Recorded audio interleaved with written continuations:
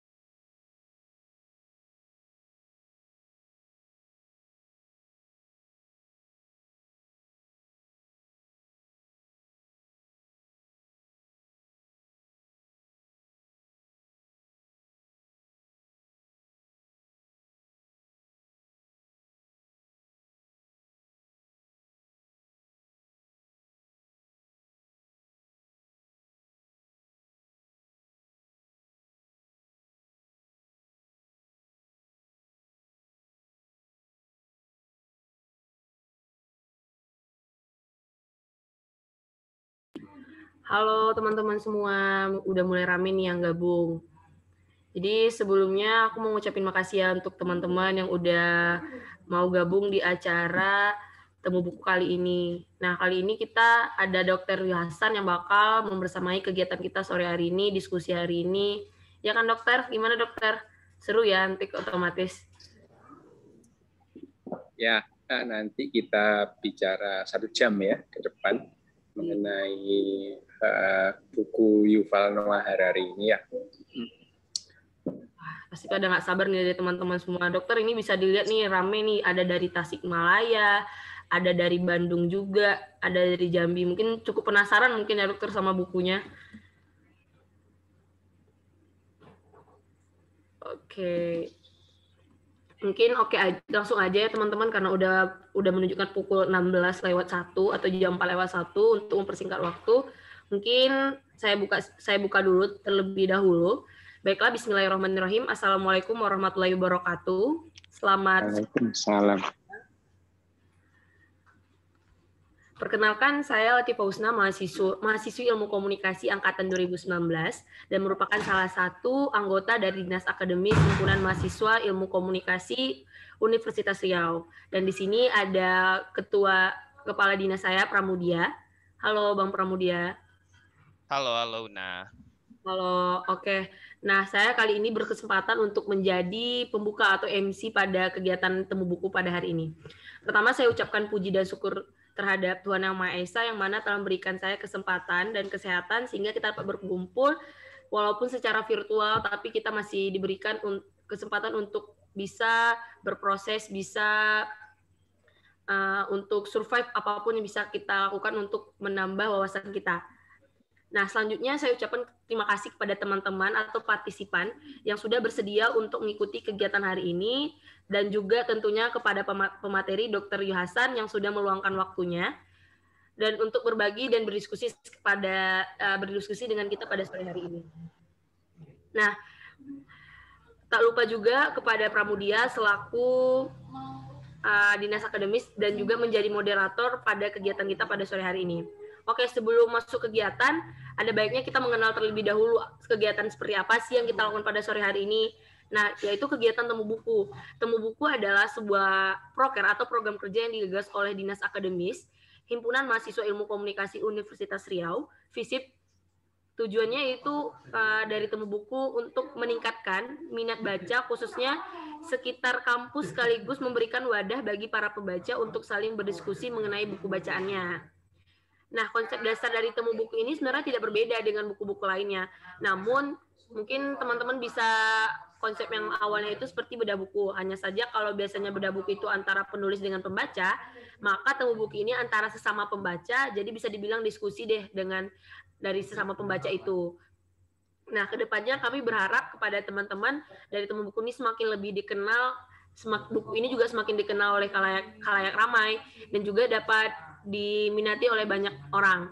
Nah, sebelum Temu Buku ini terlaksana otomatis, kita ada beberapa rules yang telah dibuat oleh panitia, yaitu peserta wajib mengubah username menjadi nama, underscore, asal kota.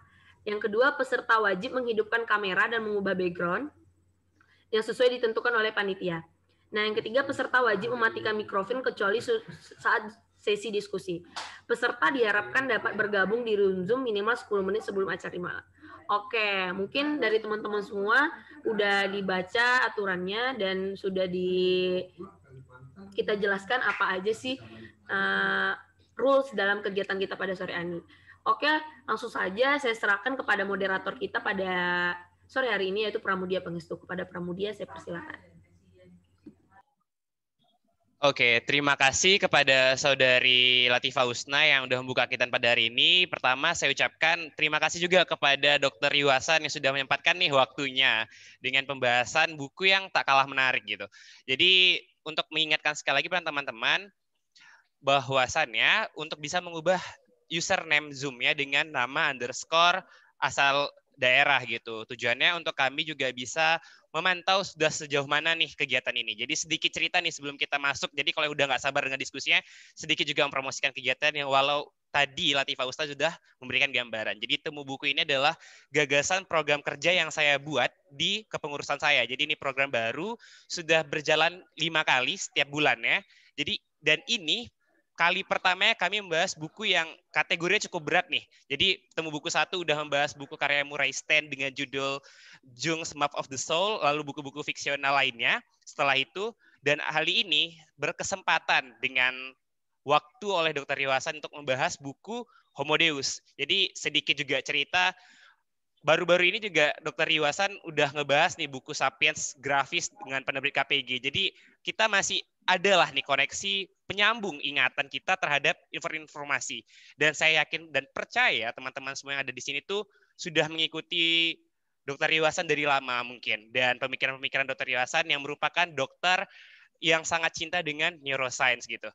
Jadi rules kita pada sore hari ini adalah selama 20-30 menit Dr. Yuwasan akan memaparkan apa saja sih isi buku ini dan apa aja nih sudut pandang Dr. Yuwasan terhadap buku ini dari pemikirannya Dr. Yuval Noah Harari gitu, seorang sejarawan. Jadi biar tidak memperpanjang waktu, saya akan berikan kepada Dr. Yuwasan untuk langsung saja memaparkan buku yang sangat fenomenal ini, buku yang ya ada jokesnya untuk zaman sekarang lelaki mungkin pakai Homo Deus ya untuk menggombali wanita-wanita pada zaman ini gitu. Oke, saya berikan langsung aja kepada Dr. Yu untuk memaparkan kegiatan kita pada sore hari ini.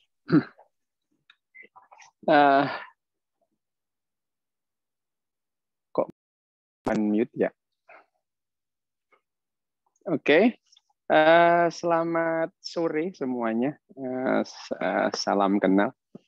Ya, ini kalau kita langsung deh ya, kayak kita menuju bukunya Yuval Noah Harari ini. Jadi ya kalau kita secara garis besar ya, kalau kita berbicara mengenai buku yang satu ini, ya Homo Deus itu ya sebetulnya bagaimana Homo sapien ini ya dari kera menjadi Tuhan itu ya. Kenapa? Jadi menjadi Tuhan. Ini ide dasarnya. Tapi sebetulnya dalam semua buku dari Yuval Noah Harari itu nanti kita bahas ya, itu buku-buku Yuval Noah Harari ini ya ini slide-nya ya. Noah Harari ini sendiri sebetulnya dia kan sejarawan gitu ya. Sejarawan masih muda ini kalau dibandingkan saya itu ya. Saya lahir tahun 60 lah, dia tahun 76 baru lahir ya. Nah, sekarang dia menjabat sebagai profesor di Departemen Sejarah Universitas Hebrew ya, Yerusalem. Nah, dia ini awalnya itu menulis buku ya. Ini kalau kita bicara mengenai bukunya Noah Harari yang Homo Deus ini, itu bagaimana yang namanya Homo sapien ini ya, akhirnya itu menjadi Tuhan. Ya tentunya Tuhan seperti yang diangan-angankan ya. Jadi ya konsep-konsep Tuhan yang diangan-angankan manusia itu sebetulnya pada dasarnya kan adalah obsesi manusia, kepingin seperti apa gitu ya, yang dianggap ideal oleh manusia itu apa gitu ya. Ada sosok yang enggak makan, enggak tidur gitu ya. Kasihan banget ya sendirian, kesepian gitu ya. Itu kan manusia itu aneh-aneh gitu ya awalnya itu.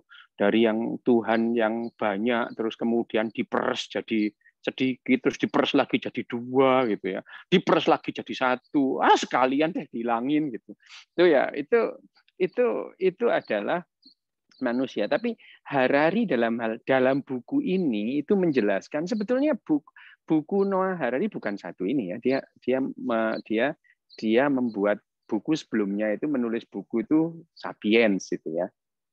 Sapiens itu dia menceritakan bagaimana manusia itu dari awalnya, dari mulai Big Bang itu sampai detik ini. Nah, terus kemudian Harari itu dalam Homo Deus ini dia menceritakan bagaimana kira-kira ya dengan sebagai segala macam kemungkinannya Noah Harari itu istilahnya memprediksi kira-kira apa yang terjadi dengan manusia 50 tahun lagi, 100 tahun lagi, 200 tahun lagi gitu.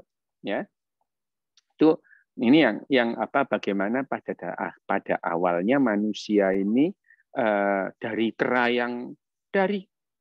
yang tidak signifikan di gurun di sub-Sahara itu ya 350.000 tahun yang lalu, sekarang itu menjadi pemuncak rantai makanan dan sok-sokan merasa menjadi pengatur dunia gitu ya. Terus dia ngarang-ngarang, loh saya ini diberi mandat. Siapa yang beri mandat itu ya ngarang aja dia itu, sama orangnya yang ngasih mandat juga nggak pernah ketemu gitu ya. Dia itu saya ini dikasih mandat untuk mengatur dunia. Itu adalah nah di dalam Homo Deus ini ya sebetulnya di awal buku Noah Harari ini ada 3 buku sebetulnya ya. 3 buku itu rangkaian. Yang pertama itu Sapien ya. Slide berikutnya kayaknya saya buat deh ya. Itu ini ya. Jadi ya kalau kita mengatakan sebetulnya kalau kita kembali balik ke mana? Misalnya bukunya Harari yang pertama, manusia itu sejak awal itu sudah di awal peradaban manusia itu peradaban. Kalau kita ngomong peradaban manusia itu tentunya dimulai dari setelah memasuki era agriculture gitu ya.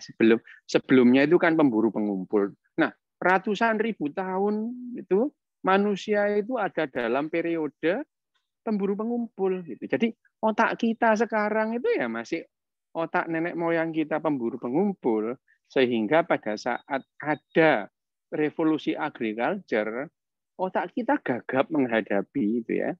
Dan lahirlah yang namanya kebudayaan baru, kebiasaan baru. Dan kebiasaan baru yang settle selama sekitar 10 sampai 12.000 tahun yang lalu itu.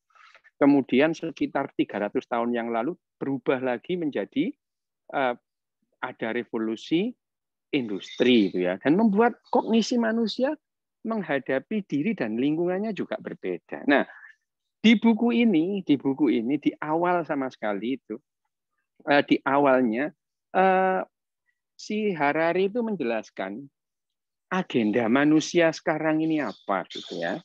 Agenda manusia sekarang ini apa? Ada 3 agenda utama manusia sekarang gitu ya, yang menggantikan 3 agenda manusia sebelumnya. Jadi ya selama hampir 12.000 tahun kehidupannya berperadaban gitu ya. Bagi Harari itu peradaban ya bukan bagi Harari. Kita sudah tahu yang namanya peradaban muncul itu pada saat manusia memasuki era agriculture. Ada peradaban. Sebelumnya nggak ada peradaban gitu ya. Peradaban itu timbul kalau kita menetap. Kalau nggak menetap, nggak ada peradaban itu. Sama aja kalian kalau misalkan kos gitu ya, itu masuk kamar kos-kosan itu pertama kali masuk kos-kosan itu mungkin bawa tas kecil aja, itu isinya beberapa helai baju itu ya dan buku itu. Tapi kalau pindah kos-kosan itu tiga mobil nggak cukup itu, karena pada saat kita menetap kita itu mengumpulkan barang-barang. Nah, 3 agenda utama manusia dulu ya, tidak sekarang itu. Batasannya kapan sih dulu ini, Harari ini? Batasannya adalah pada saat kita memasuki revolusi ilmu pengetahuan. Pertengahan abad 20 gitu ya. Pertengahan abad 20 itu kita memasuki revolusi ilmu pengetahuan. Nah, sebelum pertengahan abad 20 sampai tahun 80-an itu ya. Banyak orang yang mati kelaparan. Banyak orang yang mati kelaparan itu. Jadi agenda manusia dulu itu adalah menghadapi 3 musuh utama manusia. Ya, yang pertama adalah kelaparan itu sendiri, yang kedua adalah infeksi, yang ketiga adalah perang. Wah, ini membunuh jutaan orang ini ya. Kelaparan itu sampai tahun 84 gitu ya, tahun 80-an akhir, 84, 80-an awal sampai 80-an akhir. Ethiopia itu kekurangan makanan, banyak orang yang mati kelaparan di Ethiopia. Sementara Ethiopia sekarang menjadi lumbung padi sekarang gitu ya. Kalah Indonesia ya. Tapi karena memang Ethiopia memungkinkan, dia mempunyai sungai yang besar gitu ya, dan itu memungkinkan. Indonesia nggak punya sungai sebesar seperti yang dimiliki Thailand, Mekong, atau dimiliki Cina, Huanghu dan Yangtze.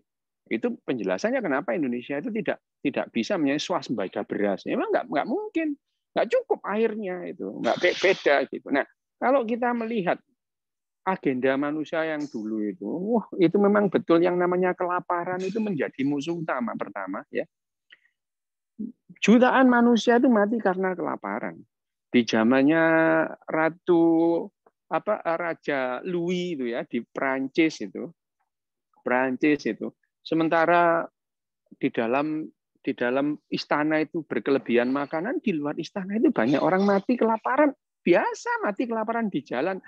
Abad 17, abad 18 itu adalah pemandangan yang biasa itu ya. Nah, itu terus kemudian infeksi. Infeksi itu sampai pertengahan abad 20 menjadi musuh utama manusia itu. 100 tahun yang lalu itu ada wabah yang namanya flu Spanyol. 100 tahun yang lalu persis itu ya. 1918 sampai 1920 bersamaan dengan Perang Dunia Kedua itu. Itu membunuh 120 juta manusia pada gelombang kedua. Jadi total 150 juta orang mati 100 tahun yang lalu akibat flu Spanyol itu. Ya, penduduk dunia belum 1 miliar itu. Ya. Sekarang ini kalau kita menghadapi wabah pandemi yang ini memang benar ini pandemi di mana-mana. Tapi kalau dibandingkan persentase yang meninggal dengan yang dikarenakan diakibatkan flu Spanyol ya nggak ada apa-apanya itu ya. Flu Spanyol itu membunuh 15% penduduk dunia. Flu Spanyol 100 tahun yang lalu ini. Sampai sekarang ini yang meninggal karena pandemi COVID-19 itu 3 juta. 3 juta dibandingkan dengan penduduk dunia yang 7,8 miliar, itu belum 1% itu. Ya. Jadi sengeri-ngerinya yang namanya flu COVID-19 ini ya kalau dibandingkan persentasenya tidak semematikan yang namanya flu Spanyol yang melanda dunia tahun 1918 sampai tahun 1920. Nah, kenapa demikian? Karena memang yang namanya dunia pada saat itu belum kenal antibiotik, ya, belum kenal antibiotika mereka. Dia nggak kenal antibiotik. Antibiotik baru ketemu tahun 1930 ya. Jadi pada tahun 1920 orang nggak tahu antibiotik gitu ya. Yang namanya ventilator itu juga tidak seperti sekarang. Dulu paru-paru besi itu merupakan satu yang aneh gitu ya, mesin nafas. Nah, itu adalah infeksi. Belum lagi kalau kita melihat mundur misalkan 5 abad sebelumnya. Pada abad ke-14 misalkan, antara tahun 1347 sampai 1352 itu 5 tahun ada wabah Black Death. Itu disebutkan di mana di bukunya Harari Homo Deus ini. Betapa yang namanya Black Death di abad ke-14 ini membunuh 2/3 penduduk Eropa itu. Ya. Tapi sekarang tidak ada lagi hal yang semacam itu. Cacar itu secara global abad ke-20 membunuh 120 juta orang. Cacar itu. Dan tahun 1979 WHO mengumumkan cacar sudah tidak ada lagi ya. Smallpox beda dengan cacar air ya. Kalau cacar air itu varicella. Ini yang mematikan ini variola, dan variola itu kasus terakhir yang ditemukan variola itu di Afrika tahun 1977. Nah, tahun 1979 WHO mengumumkan bahwa manusia itu sudah menang melawan virus cacar. Itu satu-satunya virus yang bisa diusir manusia ya ini. Yang lain masih ada ya. Yang lain masih ada virus-virus yang lain itu. Satu-satunya virus yang berhasil dimusnahkan manusia ya virus cacar. Nah, infeksi ya. Yang ketiga adalah perang. Perang dalam hal ini, ini kalau Perang Dunia Kedua 60 juta orang mati gitu ya. Perang Dunia Pertama puluhan juta orang juga mati. Sekarang ada perang tapi yang mati nggak banyak gitu ya. Nggak banyak, nggak sampai jutaan itu. Itu yang kalian hebohkan, yang di Indonesia ikut-ikutan demo itu Palestina, itu perang yang mati ribuan paling banyak gitu ya. Nggak seperti yang Perang Dunia Kedua. Dalam hal ini artinya agenda utama manusia waktu dulu itu ya menghadapi 3 musuh utama manusia saat itu, yaitu kelaparan, kedua adalah infeksi, yang ketiga adalah perang. Nah, sekarang ini dalam sejarah manusia dalam sejarah manusia itu bahwa lebih banyak orang yang mati karena kebanyakan makan itu, ketimbang kekurangan makan itu. Lebih banyak yang mati karena kebanyakan makan, karena lemak, kanker, penyakit jantung. Orang mati dengan akibat serangan jantung sehari itu 48.000 orang di seluruh dunia itu ya. Di seluruh dunia itu orang mati karena serangan jantung setiap harinya adalah 48.000 orang. Ya, nah sekarang ini yang namanya Coca-Cola dan McDonald's gitu ya, misalnya ya, itu lebih berbahaya daripada pesawat pembomnya Amerika B1 atau B2 gitu ya. Wah, karena itu membunuh lebih banyak orang gitu. Nah, dengan demikian akhirnya dengan habisnya atau hilangnya 3 agenda utama manusia abad lalu itu, sekarang kita menuju agenda yang berikutnya. Apa ya agenda berikutnya? Yang pertama, ada slide saya coba. Ya, agenda pertama adalah manusia ini pengen menggapai keabadian gitu ya. Abadian, immortality itu ya, immortality. Nah, kalau kita berbicara tentang immortality, ya kita immortality itu kan obsesinya manusia dari dulu gitu ya. Dari pada saat manusia itu memulai peradaban itu, manusia terobsesi dengan keabadian. Mereka menciptakan Tuhan-Tuhannya. Ada Tuhan Zeus gitu ya, ada Tuhan Hera, ada Tuhan Apollo. Itu kalau di Romawi dan di Yunani kuno gitu. Kalau di 4.000 tahun yang lalu, 3.000 tahunan sampai 1.000 tahun yang lalu itu di Mesir kuno sampai tahun 1.000 tahun atau awal-awal tahun Masehi ini ya, itu mereka mau banyak Tuhan itu ya, itu yang namanya Osiris, Amun-Ra, Anubis, banyak Tuhannya itu ya. Dan rata-rata mereka adalah immortal itu loh. Immortal itu bukannya tidak bisa mati itu ya. Tapi mereka nggak perlu mati kecuali mereka berantem bisa saling bunuh. Gitu. Tapi kalau mereka tenang damai gitu ya, itu Tuhan itu nggak mati itu. Tapi ada Tuhan yang dibunuh Tuhan lain gitu. Tapi Tuhan yang dibuat manusia di awal-awal, sampai sekarang sih itu memang immortal semua itu.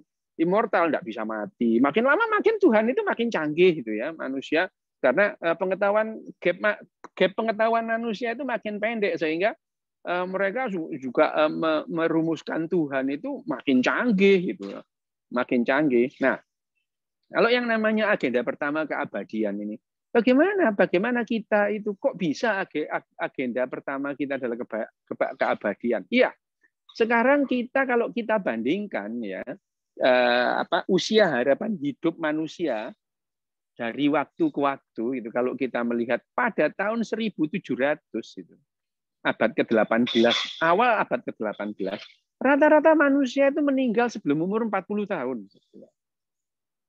Sebelum nggak ada itu. Kalau misalkan ada dulu orang-orang itu dulu panjang umur itu hanya didongeng. Tidak ada fakta arkeologis bahwa manusia itu dulu usianya panjang. Enggak. Manusia usianya pendek itu, ya. Kenapa? Lah, cantengan aja mati kok ya itu. Cantengan itu mati itu.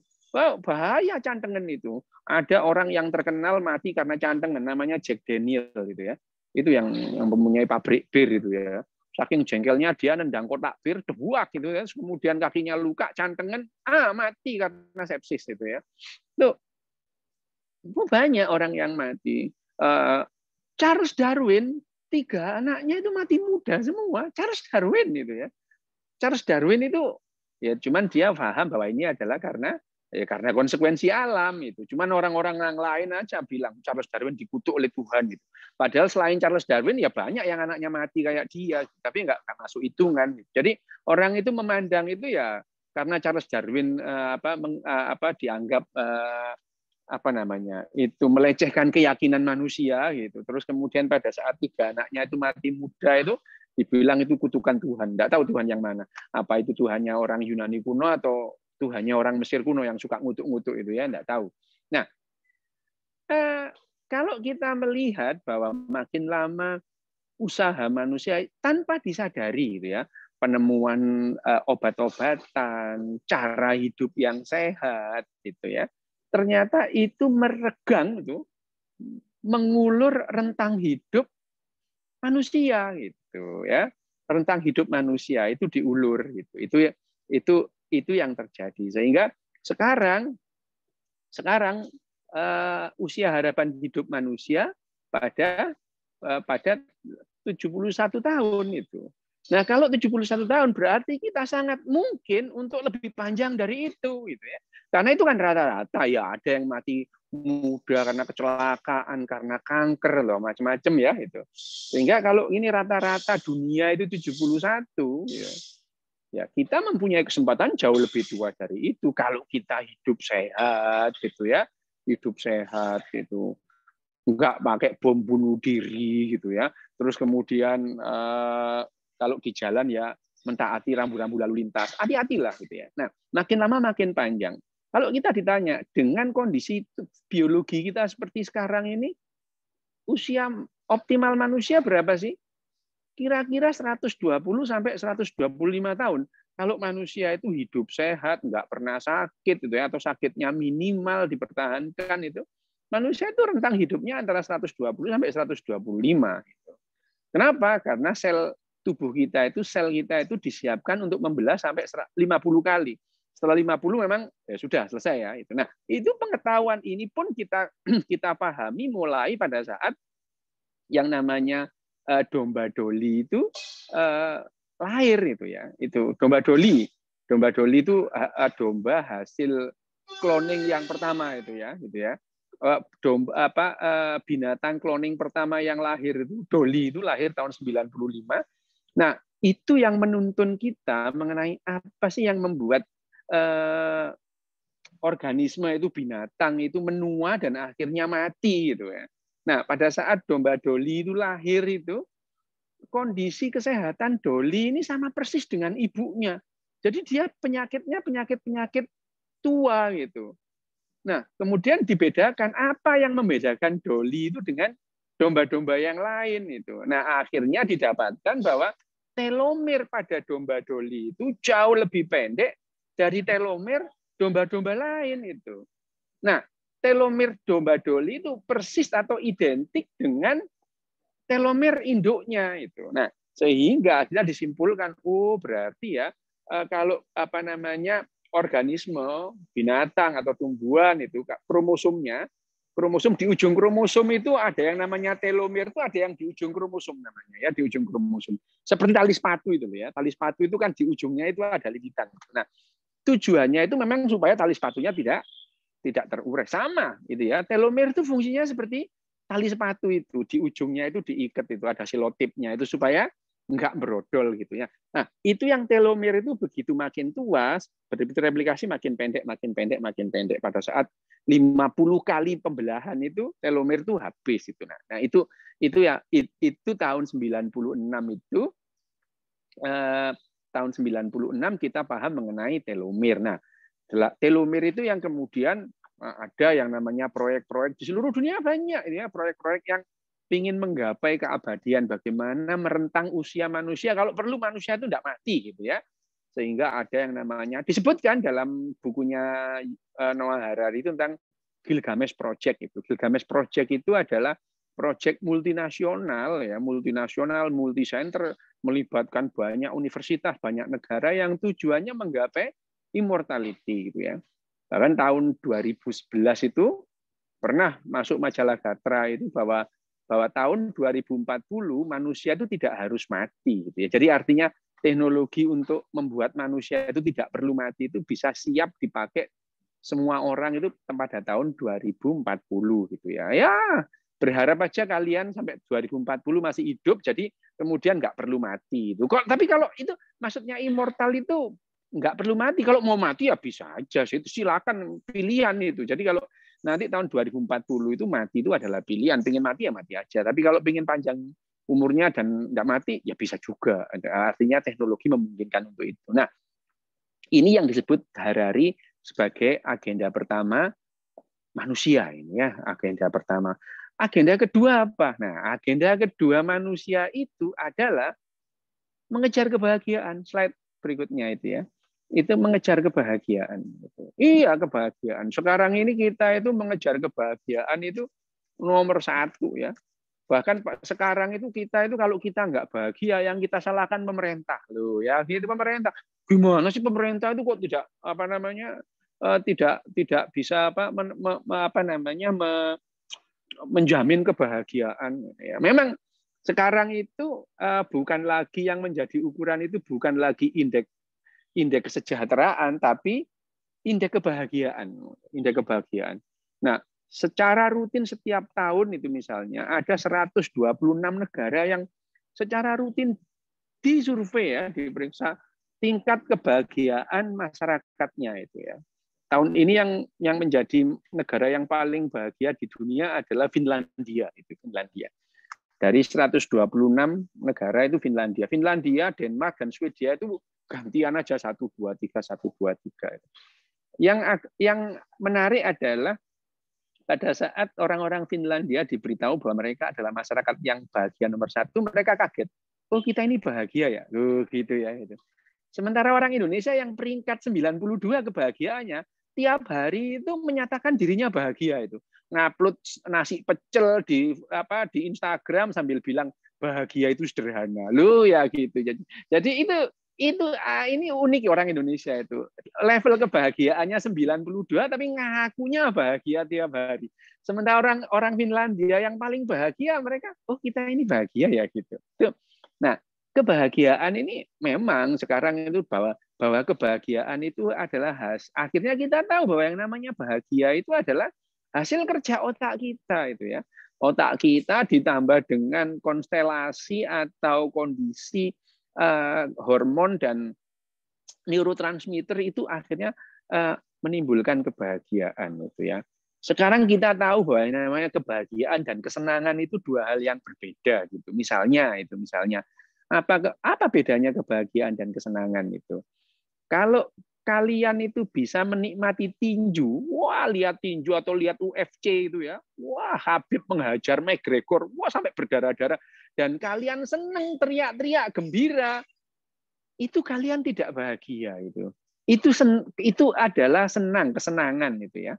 Itu pleasure dan happiness itu dua hal yang berbeda di otak kita itu ya. Kalau yang namanya kebahagiaan itu harus melibatkan empati. Sementara kalau kita itu lihat tinju atau lihat UFC itu, pusat empati di otak kita itu kita matikan. Kenapa? Supaya kita bisa menikmati orang berdarah-darah ditempelengin itu memerlukan bahwa kita mematikan pusat-pusat empati di otak kita.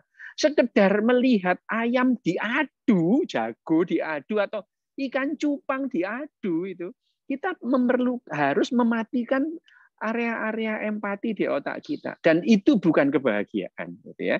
Kebahagiaan itu mutlak memerlukan empati. Nah, akhirnya kita juga tahu bahwa yang namanya bahagia itu adalah kondisi tubuh kita di otak kita, di mana bagian di otak tertentu, terus kemudian konstelasi dari hormonal dan neurotransmitternya itu pas, akhirnya menimbulkan kebahagiaan. Sehingga sekarang itu ada yang namanya pil bahagia, itu ada itu. Nah, kalau dulu misalkan Ritalin ini ya, kebetulan itu adalah yang saya konsumsi dulu. Saya ini kan autis berat ya dulu. Ya enggak dulu, sekarang juga, cuman sekarang ini sudah bisa memanage lumayan lah ya autisme saya itu. Jadi kalau di depan banyak orang saya nggak ngomong sama botol gitu. Kalau dulu nggak peduli sama orang ya ngomong sama botol gitu ya. Nah, sekarang dulu ada Ritalin. Ritalin itu dulu ya untuk orang anak-anak yang gangguan pemusatan perhatian. Tapi sekarang dipakai untuk meningkatkan prestasi belajar di sekolah. Loh ya, itu kan. Jadi kalau dulu yang namanya Ritalin itu untuk mengobati anak sakit, itu sekarang untuk meningkatkan prestasi. Nah, ini yang disebut yang namanya bahwa mau tidak mau memang Harari yang mengatakan bahwa agenda kedua manusia sekarang ini mengejar kebahagiaan. Ya jelas memang kita sedang mengejar kebahagiaan. Obat-obatan pil bahagia itu tersedia di mana-mana. Kalau kita stres, tersedia obat-obat antidepresan gitu ya. Misalkan depresi itu 1 dari 5 orang itu pernah depresi gitu ya. Saya juga penyandang depresi berat saya sejak tahun 86 itu sampai sekarang gitu ya, berkutat dengan depresi itu ya. Depresi itu tidak ada hubungannya. Lu kok kelihatan gembira lu? Orang depresi itu bisa depresi dan gembira pada saat yang sama gitu ya. Lihat aja itu yang namanya Robin Williams gitu itu ya. Itu bintang film yang depresi dan mereka mati bunuh diri karena depresinya, coba dilihat.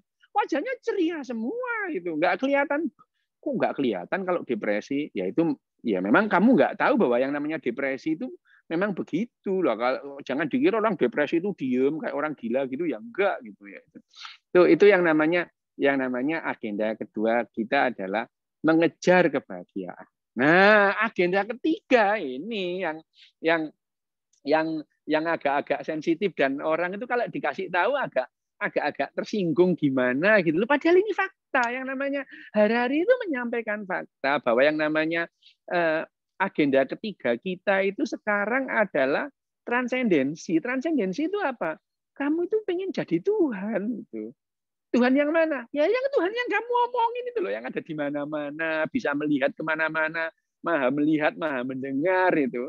Itu sekarang kalian bisa itu. Bagi yang di Riau ini, gitu. Saya yang di Thailand, kalian melihat yang di Thailand gimana gitu ya. Maha melihat loh kalian itu yang terjadi di Thailand apa gitu ya. Terus ada temannya yang misalkan di Jakarta, kalian bisa melihat. Ya udahlah, mewarisi dikit-dikit lah ya yang namanya kemahatauan itu. Maha melihat itu. Ya jadi setelah mendapatkan kebahagiaan itu ya pada akhirnya kepingin itu. Dan sebetulnya mereka ini sekarang itu ya, secara kita itu misalkan kita itu dengan takdir genetik gitu ya, takdir genetik misalnya, takdir genetik kita apa? Itu tadi takdir genetik kita itu adalah usia optimal atau usia maksimal kita itu 125 tahun. Tapi dengan adanya Gilgamesh Project dan project-project sejenis itu, kita sekarang bisa membuat itu lebih panjang gitu ya. Sejak tahun 2009 misalnya, di Jerman itu tahun 2009 itu sudah bisa memperpanjang usia cacing itu 9 kali lebih panjang dari cacing-cacing yang lain itu. Tahun 2011 itu, tahun 2011 di Jepang itu sudah bisa membuat seekor tikus itu usianya 12 kali lebih panjang daripada tikus-tikus yang lain. Coba bayangin, sekarang kalau rata-rata usia manusia sekarang itu katakanlah 75 gitu ya. Kalau dikalikan 12 berapa? 1000 tahun gitu ya. Dan dalam keadaan bugar gitu ya. Bugar itu ya, bukan nenek-nenek atau kakek-kakek peot, bukan bugar itu. Nah, itu adalah memperpanjang umur. Tapi kalau transendensi ini gitu ya. Transendensi itu kan kita ini jadi seperti kita bisa ada di mana-mana gitu ya. Kita nggak perlu makan nantinya gitu. Kok bisa nggak perlu makan? Ya ini adalah yang disebut dalam transendensi. Kita mengejar transendensi itu sekarang begini ya. Kalau dijelaskan misalnya sekarang ya bahwa gimana sih ini apa namanya kok bisa transenden itu gimana? Sekarang gini, kita merasa ada ini adalah karena otak kita bekerja gitu ya. Otak kita bekerja, jadi kita merasa ada, terus kemudian kita bisa berpikir, terus kita bisa mempunyai emosi gitu ya. Itu adalah otak kita semua. Itu disebutkan juga dari hari-hari itu bahwa bagaimana emosi itu bekerja, bagaimana kesadaran itu ada. Kesadaran itu juga hasil algoritma otak kita itu. Hanya saja sekarang kita itu belum tahu persis algoritma kesadaran itu seperti apa, sehingga kita belum bisa membuat artificial intelligence yang berkesadaran. Ini yang disebut bahwa kesadaran. Apakah kesadaran itu hanya milik manusia? Ternyata tidak gitu ya. Kalau kita bisa melihat pada binatang-binatang yang non manusia, itu jejak-jejak kesadaran juga ada, meskipun ya pengetahuan ilmiah, pengetahuan atau sains itu skeptis itu. Meskipun kita menemukan jejak-jejak kesadaran yang mirip cara kerjanya otak manusia dengan pada binatang-binatang tertentu itu bukan berarti atau pasti sama bahwa yang namanya binatang itu mempunyai kesadaran yang sama dengan manusia itu. Binatang bisa mengenali tuannya, bisa mengenali temannya. Apakah itu kesadaran? Belum tentu gitu ya. Tapi jejaknya ada gitu. Dan akhirnya yang sekarang kita tahu bahwa kesadaran itu adalah lautan kesadaran. Kesadaran manusia itu tidak sama dengan kesadaran atau mental binatang lain gitu ya. Kenapa? Manusia sangat mengandalkan penglihatan, sangat mengandalkan penglihatan.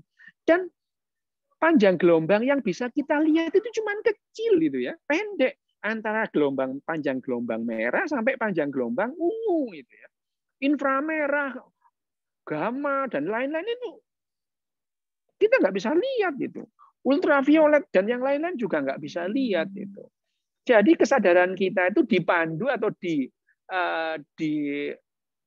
istilahnya diwakili terutama itu ya, berperan adalah penglihatan kita. Jadi kesadaran kita melihat atau berhubung dengan alam sekitar kita itu mengandalkan mata. Coba bayangkan seekor kelelawar. Kelelawar itu hidup dalam dunia gema gitu ya. Dia meneriakkan suara dengan gelombang tinggi ya, dengan gelombang tinggi itu yang namanya ultra high frekuensi itu, dan menangkap lagi gelombangnya itu ya. Gelombangnya itu ditangkap lagi. Dan seekor kelelawar secara persis bisa membedakan antara kupu dengan ngengat itu.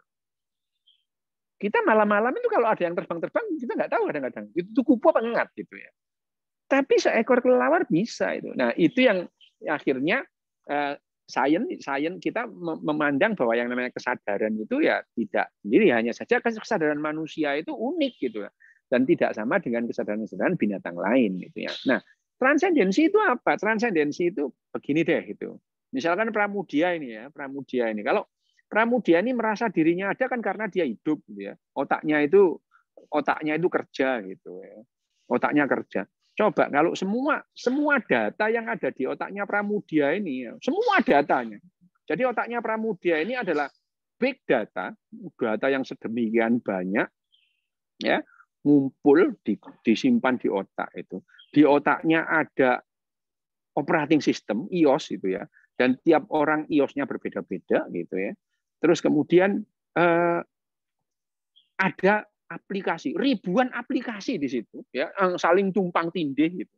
Nah, kalau seandainya sebentar lagi itu kita bisa memetakan dengan persis semua iOS-nya, semua aplikasinya dan semua datanya. Terus kemudian itu tadi semua datanya Pramudia itu disimpan di flash disk gitu. Dia kan nggak perlu makan gitu. Dia hanya perlu beberapa watt aja 1 bulan gitu. Nggak perlu makan dia gitu. Dia juga bisa merasa hidup, merasa senang karena perasaan senang itu produksi dari otak gitu. Bahkan dia bisa makan coto Makassar misalnya, merasakan bisa. Orang itu cuma data aja kok itu. Tekstur-teksturnya itu dia nggak perlu makan untuk bisa merasakan coto Makassar atau soto Betawi itu bisa itu. Ya, bahkan persis itu. Nah, itu kalau di flash disk itu.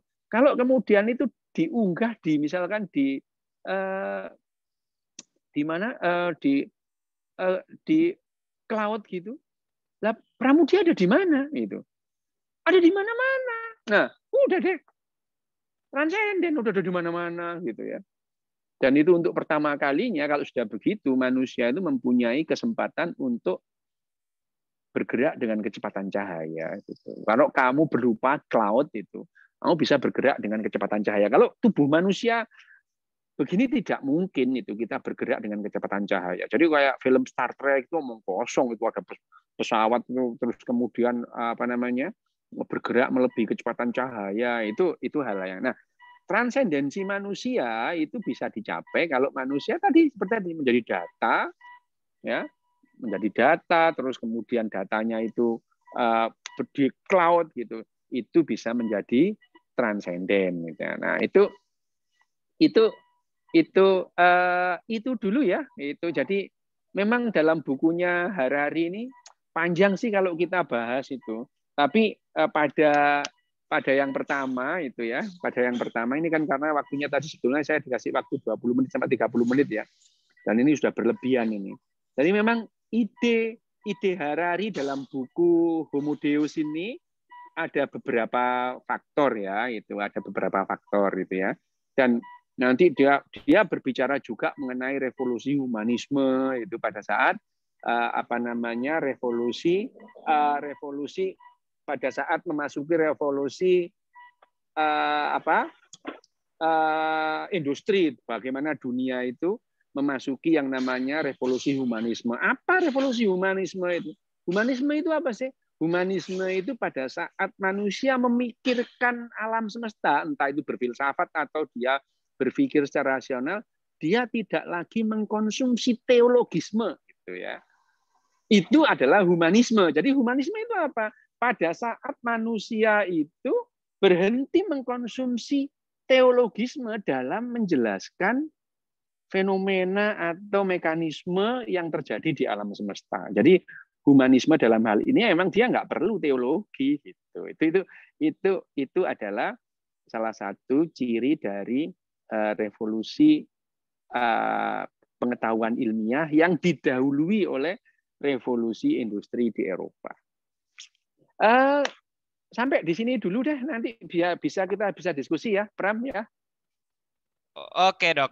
Ya, memang buku ini sangat panjang ya, teman-teman. Mungkin kalau misalkan teman-teman yang udah baca itu panjang sekali, dan serunya sebenarnya ya buku kayak gini itu, Dok, dari hubungan Sapiens nanti ke Deus, terus pas kita baca 21 Lesson at 21 Century juga itu seru gitu, karena saya sendiri bacanya juga menarik gitu. Dan ada satu hal yang mungkin saya sendiri pengen nanya gitu, Dok. Walaupun dokter udah sempat sebutkan ya di waktu webinar dengan penerbit KPG mengenai jika Harari menuliskan mengenai ada dua realitas, objektif dan fiksi, sebenarnya itu kan adalah intersubjective reality gitu maksudnya. Reality ya. Nah, yang menarik adalah yang saya sadari karena tadi sore ini atau siang tadi saya sempat baca ulang, ternyata kalau di Sapiens Harari menyatakan ada dua realitas, Nah, di Homo Deus itu kalau nggak salah dia menyatakan malah ada 3 lapis realitas, di mana kalau hewan punya realitas objektif dan perasaan seperti simpanse dan serigala, sementara di Deusnya dia menyatakan 3 lapisan, yaitu adanya lagi nanti fiksional. Nah,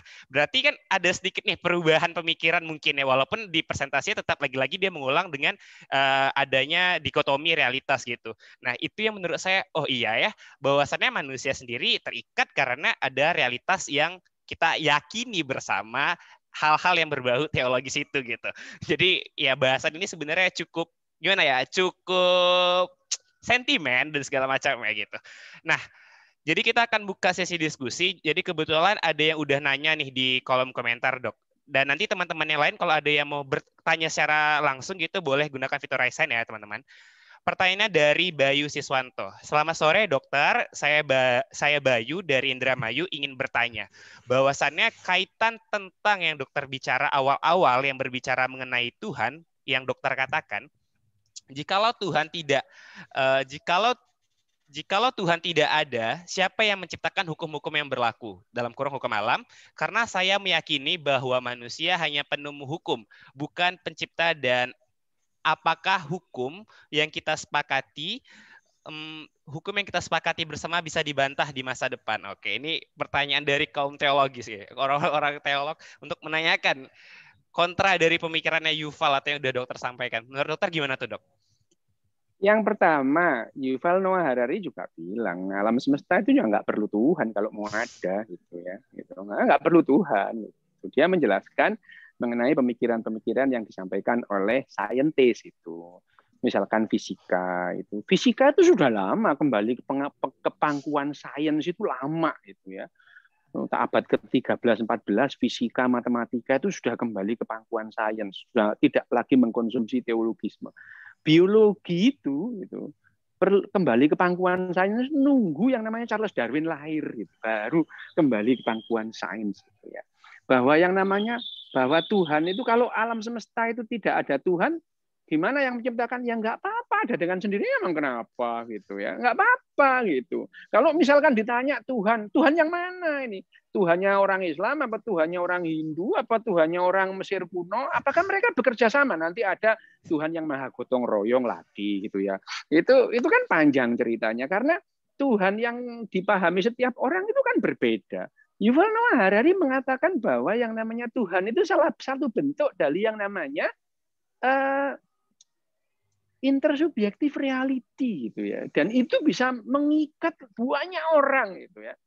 Jadi yang namanya, tapi sebetulnya yang disebutkan Pram tadi sejak Sapien itu Yuval Noah Harari itu sudah mention bahwa ada yang namanya realita yang di luar yang namanya realita subjektif dan realita objektif gitu ya. Apa itu realita objektif dan ada realita objektif, ada realita subjektif, terus ada realita intersubjektif. Nah, itu sejak Sapien disebut fiksi oleh Yuval Noah Harari.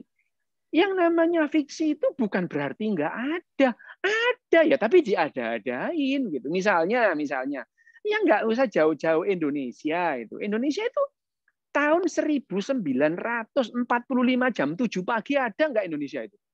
Nggak ada itu. Jam 8 pagi belum ada itu.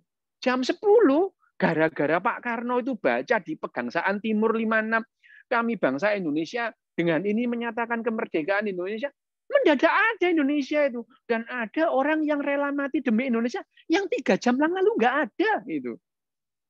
Ya, loh, kalau ditanya Indonesia ada nggak? Ada, mana? Ya kamu nggak bisa nunjuk itu. Lah kalau yang ditanya, loh, kalau misalkan saya tadi itu bilang, saya sendiri nggak pernah mengatakan Tuhan itu nggak ada gitu. Ya secara faktual itu ada 6.412 Tuhan yang pernah dikasih nama manusia itu. Amun-Ra, Anubis, Osiris, ya Allah itu. Semua itu dikasih nama manusia gitu. Semua dikasih nama itu. Ada 14. Ya ada, faktanya ada itu. Ya, faktanya ada. Di mana? Ya di otaknya itu. Itu yang disebut Harari sebagai fiksi gitu ya. Ini kalau misalkan Ya, misalkan sekarang M-teori itu, M-teorinya apa namanya? Secara fisika sekarang ya, fisika modern itu menjelaskan bagaimana alam semesta terjadi, emang nggak perlu Tuhan itu. Coba deh baca ini yang buku yang populer itu ya. Buku tulisannya Hawking. Hawking itu ahli fisika, ahli astrofisika gitu ya. Ahli astrofisika mulai dari yang namanya The Brief History of Time itu ya. Itu tahun 90 dia nulis itu ya, The Brief History of Time. Terus kemudian berikutnya itu The Grand Design itu ya. The Grand Design itu juga menjelaskan ya nggak perlu Tuhan untuk terjadinya alam semesta. Itu sains itu ya, sains yang berdasarkan dari pengetahuan ilmiah. Jadi pengetahuan ilmiah itu tidak membuktikan yang nggak ada gitu. Jadi kalau dibutuhkan mana buktinya Tuhan nggak ada? Ya memang nggak gitu cara kerja ilmu pengetahuan, nggak begitu gitu. Tidak membuktikan yang nggak ada lah. Kalau ada yang mengklaim Tuhan ada, ya kamu yang berkewajiban membuktikan. Cara kerjanya itu kan begini ya, misalkan saya punya handphone, mana handphonemu? Ini handphone saya, misalnya gitu ya itu. Ini atau kalau Mak, saya punya handphone, mana handphonemu? Ayo buktikan kalau saya nggak punya handphone lah, ya kan repot kalau gitu.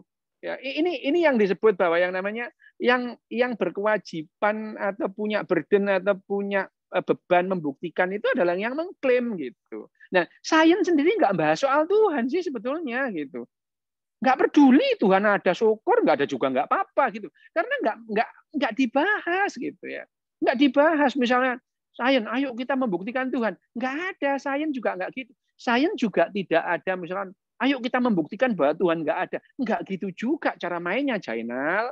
Nggak gitu ya. Jadi sains itu ya, misalkan ada kejadian yang kita tidak bisa menjelaskan, terus kita teliti, akhirnya fenomena itu kita tahu yang namanya mekanismenya. Nah, setelah kita mengetahui mekanismenya, namanya bukan fenomena lagi, jadi pengetahuan gitu ya. Jadi yang namanya fenomena itu adalah kejadian yang kok gitu ya? Harusnya logikanya nggak gitu. Itu fenomena gitu. Nah, kalau fenomena itu mekanismenya kita sudah mengetahui itu, nah itu jadi pengetahuan. Nah, cara kerja sains itu begitu. Misalkan kalau pertanyaannya tadi, lah kalau misalnya alam semesta nggak ada Tuhan, siapa yang menciptakan itu?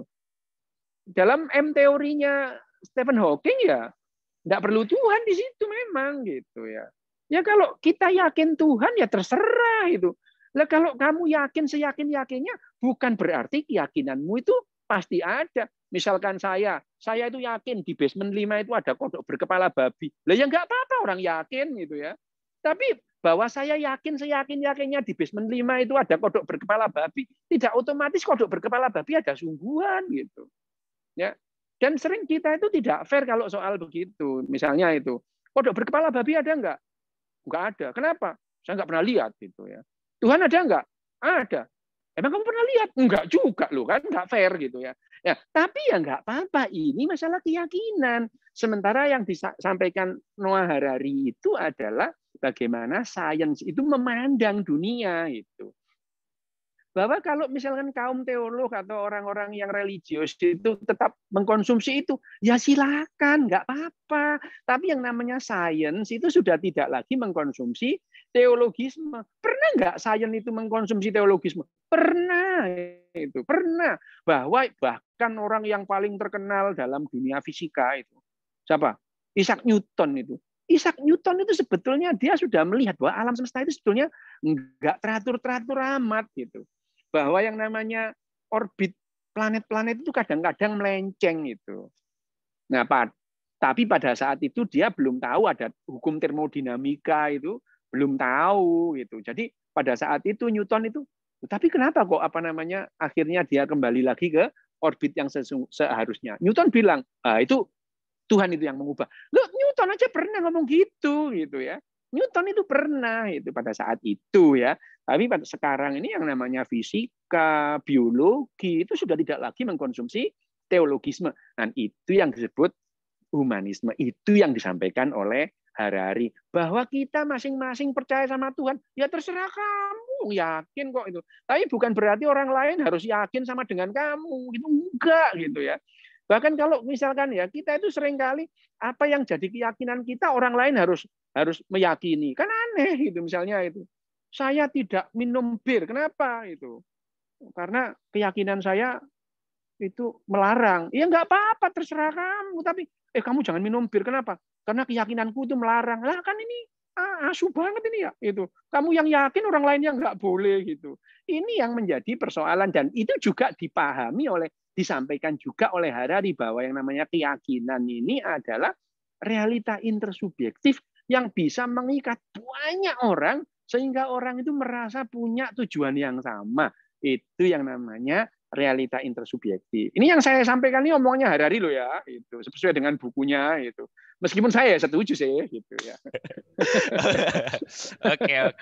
Mantap Dok penjelasannya. Jadi sebenarnya penjelasan dokter ini udah sering diulang gitu. Jadi saya kan sering ngikutin penjelasan dokter gitu di webinar yang ada di YouTube segala macamnya. Saya ngeliat ya kesamaan gitu bahwasannya kita bisa terikat karena intersubjective reality, kemudian juga baru-barusan ini juga Dr. Iwasan kan ngebahas buku Steven Pinker yang Enlightenment Now, juga membahas Enlightenment Now, ya. Membahas kan itu Dok mengenai nalar menghasilkan pengetahuan menghasilkan humanisme menghasilkan progres dan segala macam. Nah, kebetulan nih ada yang raise hand nih dari Mas Taufik.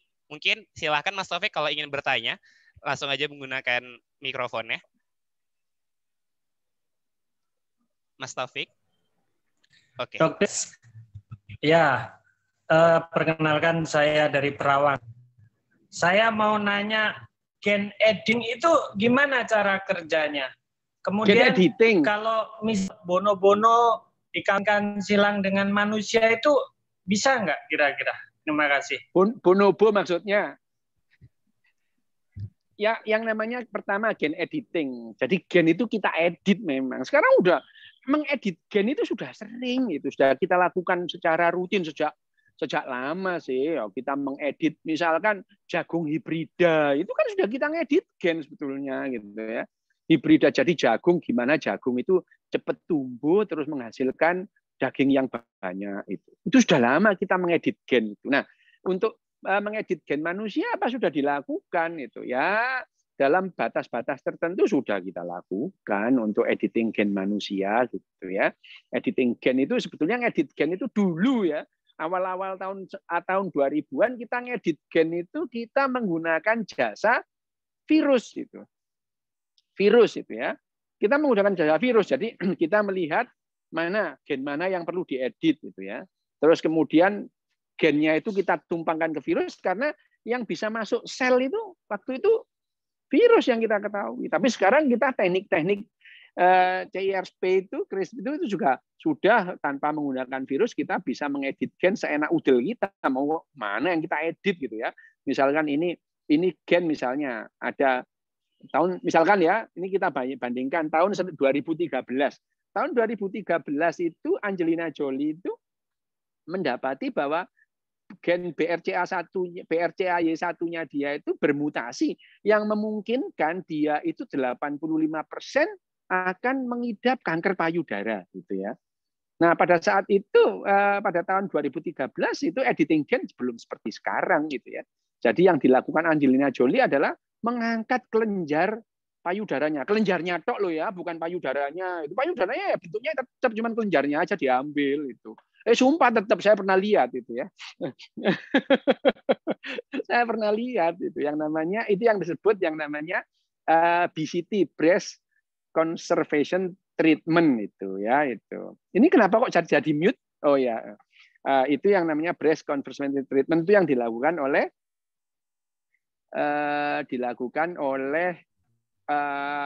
Angelina Jolie gitu. Nah, sekarang kalau seperti itu kita nggak perlu lagi gitu, kita nggak perlu lagi mengangkat itu, kita sampai aja kita itu ya gen BRCA1-nya itu terus kemudian yang bermutasi itu kita ubah seperti BRCA1 yang tidak termutasi, jadi dia bisa menghambat terjadinya kanker payudara. Kira-kira gitu. Terus kalau misalkan bonobo dengan manusia dikawin silangkan itu bisa enggak itu? Ya enggak sama memang. Orang itu kita itu bukan hanya beda genus, kita ini beda famili gitu ya. beda family itu ya, beda family itu. Kalau beda family, kalau misalkan kita dengan homo neandertal gitu bisa sama-sama homonya gitu ya, sama-sama homonya bisa itu. Seperti kuda dengan keledai gitu, dia menghasilkan mule gitu. Tapi sekarang bisa nggak sih kita buat misalkan manusia setengah bonobo? Ya bisa juga sih, tapi ya kita itu bukan kawin namanya itu. Oh, sekarang itu ya tahun 2009 itu. Tahun 2009 itu sudah pernah ada orang menciptakan itu, menyusun itu, membuat bakteri tahun 2009 itu ya. Tahun 2009 tuh orang sudah bisa membuat bakteri. Lah kalau kita sudah membuat bakteri, lah membuat manusia kan tinggal nunggu waktu gitu. Ya sama dengan orang itu pertama kali menciptakan pesawat terbang itu awal abad 20 Wright bersaudara itu. Ya kita tinggal tunggu waktu, akhirnya membuat pesawat yang jauh lebih canggih gitu ya. Itu yang namanya jawabannya gitu ya, Mas Taufik ya. Oke. Itu pertanyaan dari Mas Taufik dari Perawang. Wah, kebetulan saya juga kecilnya di Perawang nih. Sedikit-sedikit bagi info lah. Ini ada nih, Dok, pertanyaan. Pertanyaan menarik nih, Dok. Saya ngelihat pertanyaan ini kan dari Mas Aldi. Itu selamat sore, Dok.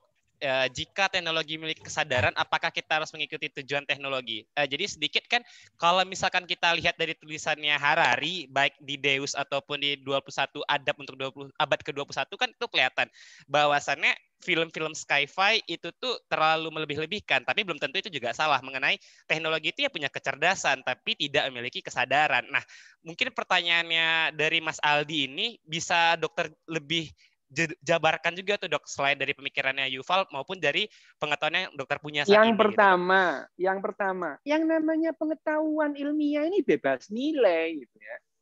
Sains itu bebas nilai. Sains itu nggak baik, nggak buruk itu. Sains ya, gitu. Bahwa 2 tambah 2 sama dengan 4 itu nggak baik, nggak buruk. Ya memang 4. Juga bukan karena jujur itu. 2 tambah 2 sama dengan 4 itu bukan karena jujur. Ya memang 4 gitu. Mana ada guru matematika, anak-anak 2 tambah 2 berapa? Ayo jawab yang jujur. Kan nggak ada gitu. Nggak ada. Ini memang 4 gitu ya. Bahwa ya ini ya. Nah, ada yang sebetulnya dari ketiga buku Noah Harari itu baik Sapien, Homo Deus dan 21 Lesson itu idenya adalah bahwa dunia itu irrelevan itu.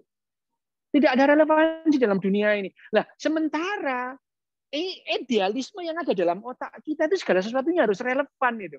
Nah, itu yang nggak cocok itu. Nggak cocok gitu. Bahwa yang namanya apakah kita mengikuti teknologi?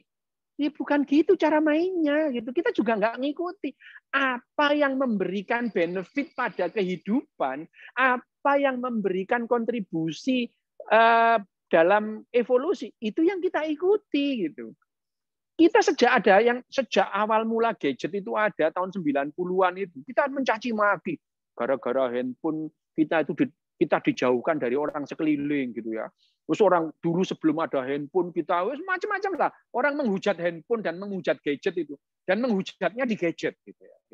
Jadi orang itu, Pak bayangin aja, mereka itu mengeluh dulu nggak ada gadget kita bisa duduk bareng, sekarang duduk bareng masing-masing ke gadgetnya.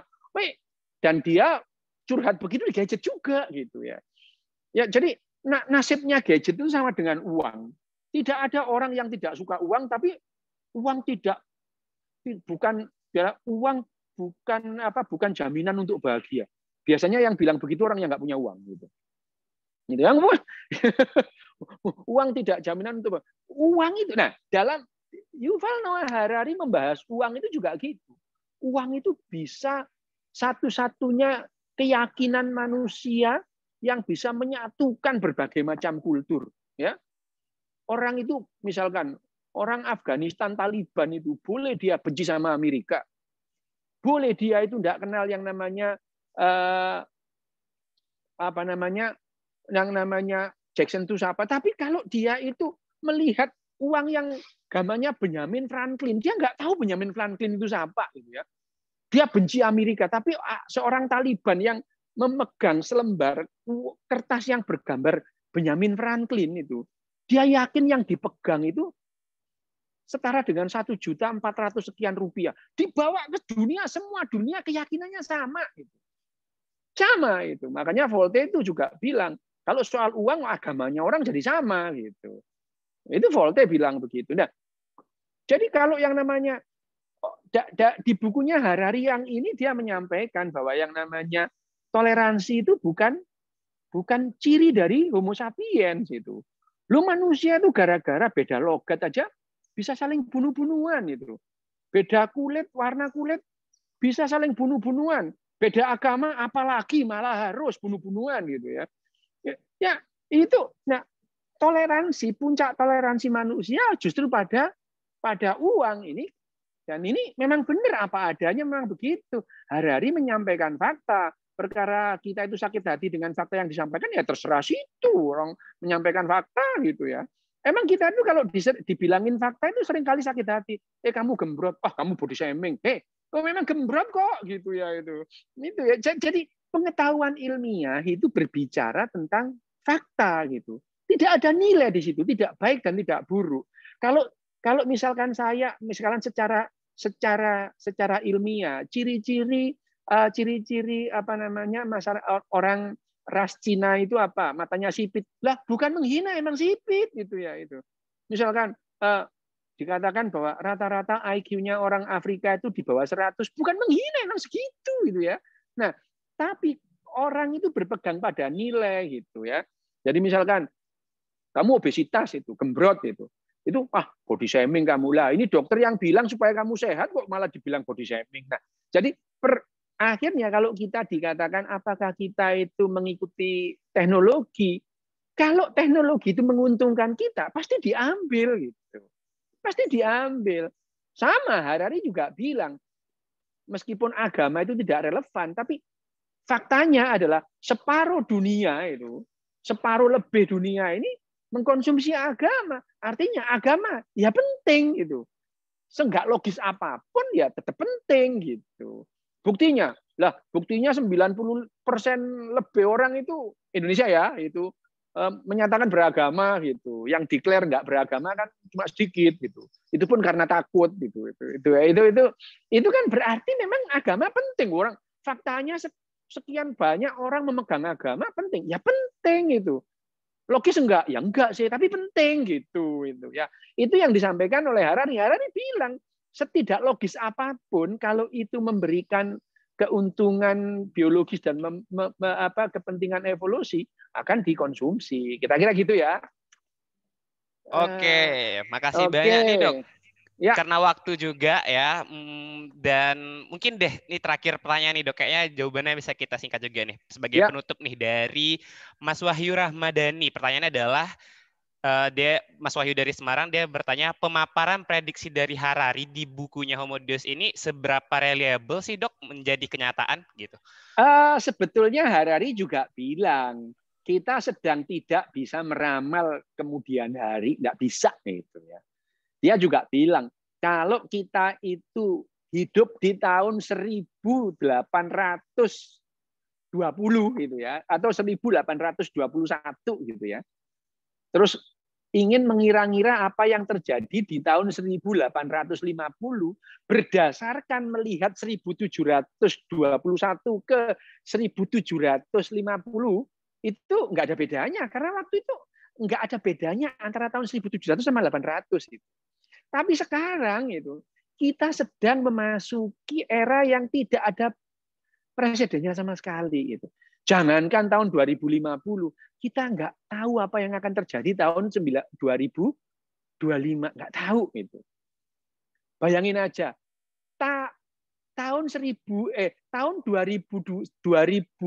itu kita tidak bisa membayangkan bahwa pesan ojek aja harus online sekarang gitu. Ya, 10 tahun yang lalu, tahun 2010 itu, kita itu masih belum tidak pernah mengira sama sekali bahwa pesan ojek adalah harus online sekarang, dan manusia itu harus online. Bahkan yang namanya Harari di dalam bukunya itu, kalau sekarang kita itu nggak online ya nggak apa-apa. Tapi itu bukan merupakan dari kehidupan, seperti Neanderthal yang jalan-jalan di Wall Street itu. Ya orang, tapi bukan bagian dari kehidupan itu. Kalau nggak mau online itu. Nah, kalau kita Harari, apakah yang dikatakan Harari itu akan menjadi kenyataan? Ya enggak sih gitu ya. Tapi mungkin ya Harari kan bicara tentang kira-kira 200 tahun yang lagi apa itu, 300 tahun yang lagi apa yang terjadi gitu. Bagaimana tentang manusia itu punah apa enggak gitu ya. Dengan kemajuan pengetahuan dan teknologi sebenarnya manusia akan lebih cepat punah. Kenapa? Homo sapien menjadi Homo deus. Homo sapiennya punah dong gitu. Lalu kan aja sudah jadi Homo deus itu ya. Jadi dengan adanya pengetahuan dan teknologi, manusia jadi lebih cepat punah. Itu disampaikan oleh Harari. Tapi apakah terjadi demikian? Lah ya nggak ada yang tahu. Harari sendiri juga bilang gitu ya. Jadi Harari itu dengan kecepatan teknologi yang seperti ini, terus kemudian dengan adanya revolusi kembar digital ini, bagaimana manusia itu menghadapi kehidupannya. Nah, Harari itu di 3 bukunya itu, ya buku 1 dan buku kedua itu bagi saya keren sih gitu ya. Dia menyampaikan dengan clear apa adanya gitu ya. Nah, di buku yang ketiga itu Harari kayak jadi motivator jadinya gitu. Dia menasehati itu. Jadi ya nggak keren lagi sih buku ketiga itu ya. Buku ketiga bagi saya itu ya sama dengan bukunya motivator ya, menasehati gitu ya. Tapi memang sih sebetulnya buku ketiga itu adalah 21 Lesson itu merespon keinginan pembaca, kira-kira apa yang harus diambil sesuai dengan bukumu yang nomor 1, nomor 2. Ya, muncullah 21 Lesson itu yang dia menasehati banyak orang dan ujung-ujungnya orang disuruh meditasi sama dia. Ya sama aja dia, sama motivator yang lain. Kira-kira gitu ya.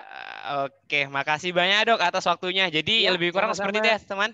Homo Deus. Jadi bisa dilihat ya bahwasannya gambarannya itu bahwa Homo Deus ini tuh berangkatnya juga dari sapiens gitu. Berangkat dari Homo sapiens Ya. yang dimana manusia dari Erectus jadi sapiens, ya suatu saat dia akan menjadi Tuhan. Tapi tanda kutip Tuhan di sini bukan Tuhan yang adik daya satu kuasa, tapi Tuhan-Tuhan seperti di agama Hindu gitu. Itu pertegas gitu. Kita menjadi jauh lebih tahu, lebih banyak melihat segala macamnya dan mempertegasnya. Dan sebenarnya pemikiran Homo Deus ini juga muncul nanti di artikel-artikel Yuval seperti mengenai paradigma manusia melihat kematian ketika pandemi bulan April lalu 2020 April dia menulis, dan saya baca itu wah ini sangat-sangat persis dengan tulisan dia di Homo Deus pada bab awal mengenai kematian dan segala macamnya gitu.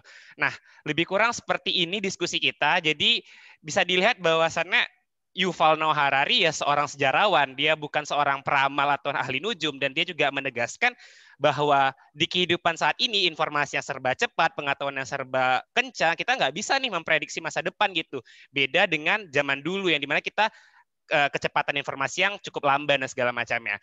Jadi mohon maaf nih kalau ada salah kata atau hal-hal yang sentimental kena di perasaan teman-teman semua yang hadir pada sore hari ini. Kami mohon maaf juga. Saya ucapkan juga terima kasih dari teman-teman di seluruh Indonesia. Saya nggak nyangka bahwa ramai sekali ini dari kegiatan yang sederhana untuk membahas buku ya pesona Dr. Yuasan lah, Dokdes Yuasan. Siapa sih yang nggak kenal gitu dengan pemahamannya, neuroscience dan segala macam.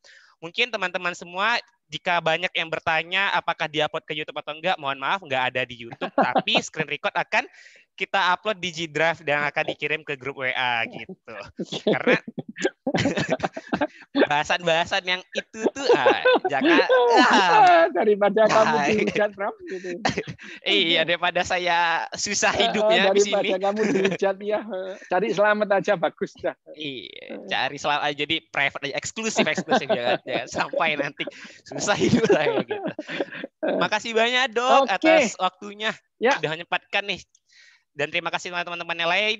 Ya, sekian dari kegiatan kami hari ini. Kesimpulannya, bahwasannya manusia akan terus berkembang. Apakah akan berevolusi lebih jauh? Ya, nggak ada yang tahu. Karena kita nggak bisa meramal sejauh itu gitu. Walaupun ada transidensi dan segala macamnya, bahwa arti kebahagiaan pun berubah dan segala macamnya. Ya, itulah kegiatan temu buku kita yang kelima yang sudah kami adakan. Terima kasih atas waktunya. Wabillahi taufiq wal hidayah. Wassalamualaikum warahmatullahi wabarakatuh. Tinggal Dokter. Terima kasih semuanya.